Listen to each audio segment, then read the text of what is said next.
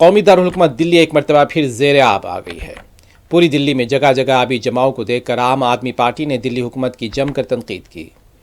आप पार्टी के दिल्ली रियासती सदर सौरभ भारद्वाज समेत कई रहनुमाओं ने सोशल मीडिया पर सड़कों पर में आबी जमाव की तस्वीरें शेयर की हैं। रेखा गुप्ता हुकूमत पर तनकीद की है। उन्होंने कहा कि 4 इंजन होने के बावजूद बीजेपी हुकूमत आबी जमाव को रोकने में फिर से फेल हो गई। उन्होंने लिखा, 1 घंटे की बारिश से अलकनंदा ग्रेटर कैलाश का बुरा हाल हो गया। राजस्थान के अजमेर में शदीद बारिश के बाद सड़कें तालाब का मंजर पेश कर रही हैं। महकमा मौसमियात का कहना है कि 13 जुलाई तक ज़िले में बारिश के साथ साथ गरज चमक के साथ मज़ीद बारिश का भी इम्कान है। हरियाणा के शहर अंबाला में भी बारिश का सिलसिला शुरू हो गया है। तेज़ बारिश के बाद लोगों को मौसम का लुत्फ़ उठाते देखा गया और महकमा मौसमियात का कहना है कि कल तक शहर का आसमान आमतौर पर अबर आलूद रहेगा। गरज चमक के साथ बारिश का सिलसिला भी जारी रह सकता है।